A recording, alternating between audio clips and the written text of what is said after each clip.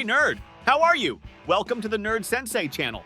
Today, I'll be analyzing the power levels of all the Hokages, ranking them from the weakest to the strongest, where we'll finally answer once and for all who is the most powerful and why. It's worth noting that I'll be analyzing the Hokages from weakest to strongest based on the version of themselves during the period they held the position of Hokage. In other words, we won't consider Kakashi with Susanoo or Minato with Nine Tails Chakra Mode because they both acquired these powers outside the period they served as Hokage. With those premises established, let's get into the analysis! In 7th place, we have Hatake Kakashi. Kakashi occupies this position because, despite being known for copying numerous jutsus with his Sharingan, he no longer possessed the Dojutsu when he became Hokage. Let's recap. Kakashi became Hokage after the 4th Great Ninja War, and at the end of the war, he demonstrated possessing the double Mangekyou Sharingan with the ability to manifest an extremely powerful, complete Susanoo, capable of using Kamui Shurikens in his fight against Kaguya alongside Naruto, Sasuke, and Sakura. Seriously, he was really powerful in this version. However, shortly after that fight, he loses his Sharingans, and sometime later, after a peaceful period, he assumes the position of Hokage. So, in his Kage version, Kakashi was visibly weaker since his main advantage, the Sharingan, was no longer one of the weapons in his arsenal. Thus, he was also unable to use his signature technique, the Chidori, since the technique relied on his Sharingan for maximum effectiveness. However, let's not underestimate Kakashi. Despite not having the Sharingan anymore, he reached the level of Junin at a very young age without the Dojutsu. Not only that, but seeing that he could no longer use the Chidori, he developed the Purple Lightning Release technique to not depend on his Sharingan. However, this alone couldn't make Kakashi advance on our list, putting him in the 7th position. Now in 6th place, we have the 5th Hokage, Tsunade. Tsunade's main weapons in her arsenal are her incredible strength, chakra control, and medical ninjutsu. Her strength was such that she was able to break Madara's Susanoo through brute force alone. Not only that, but her chakra control allows her to store chakra in her forehead seal, which can be released according to the God Aim's needs.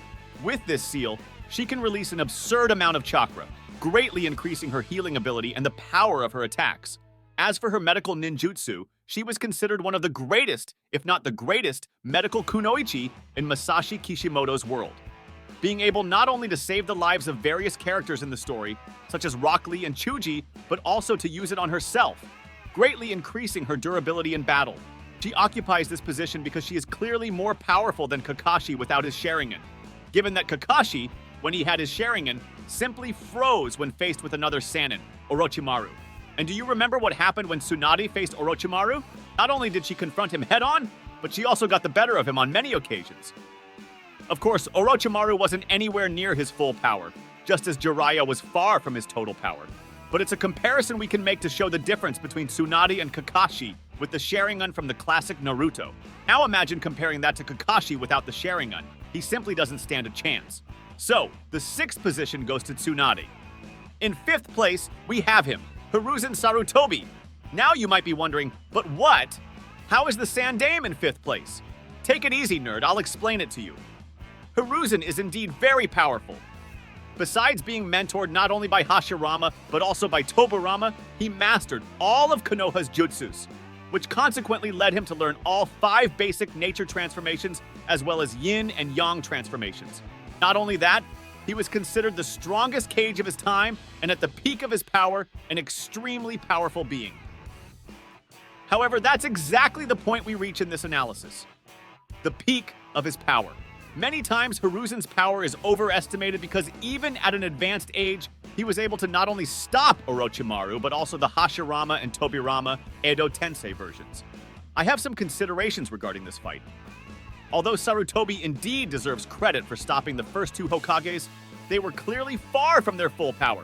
And I'm not talking a little far, they were really thousands of kilometers away from their full power. Just look at Hashirama, for example. Hashirama was considered a Shinobi God capable of easily stopping a 100% powered Kyuubi when it was fused with Madara's Susanoo. In that fight, he was able to use a colossal statue of thousands of hands to stop them both. And do you think he showed any of his greatest powers in his fight against Hiruzen Sarutobi? The answer is no. He didn't even come close to that. In reality, the magnitude of his jutsus resembled Yamato's much more than Hashirama's own. Therefore, we cannot consider that Hiruzen is more powerful than the other Hokages based solely on that fight. But then you might be wondering, but he did that when he was older. Imagine him in his prime. All right, let's imagine his prime. We never had any information about his feats at the peak of his power, not even a demonstration. But we can try to estimate, okay? At his peak, I believe he would have an increase in his basic attributes, such as chakra and stamina. How much would this increase be? I'd guess about 10 times seems reasonable, right? So, Sarutobi in his fight against Orochimaru used 3 earth element jutsus, 1 fire element jutsu, 1 summoning, 2 shadow clones, and his final sealing technique. And when he used his final sealing technique, he was practically out of chakra, which was stated in the fight. Now imagine that in his prime, he could do that 10 times over. Still, it wouldn't be such an absurd difference for him to move up on the list. Of course, Sarutobi was indeed a great Hokage and deserves all respect, however. When analyzing his power a little more deeply, he really fits our 5th place. Now in 4th place, we have none other than Senju Tobirama. Tobirama is simply a powerhouse. Besides being a master of Suiton and being considered the fastest shinobi of his time, as affirmed by Madara himself, he was also the father of numerous ninjutsus that served as a basis for other very powerful characters, such as Naruto's shadow clones, Minato's flying thunder god technique, and the Edo Tensei used by Kabuto and Orochimaru.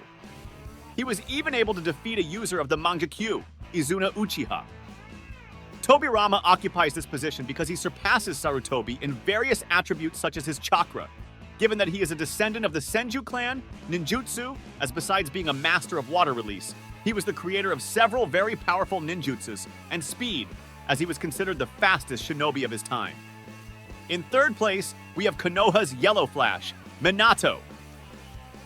He was regarded as the fastest shinobi in the ninja world, and even Tobirama admitted that Minato had reached a level better than his own with the Flying Thunder God technique. Not only that, but Minato is highly skilled in ninjutsu, summoning techniques, and sealing techniques, and on top of that, he also possesses the Sage Mode if needed.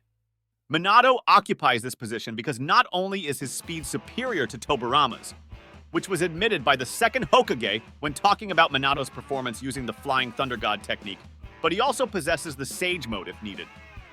Therefore, in addition to being superior to Tobirama in his strong suit, which is speed, he also has his Sage Mode if he needs to use it for a boost in strength, chakra, and power.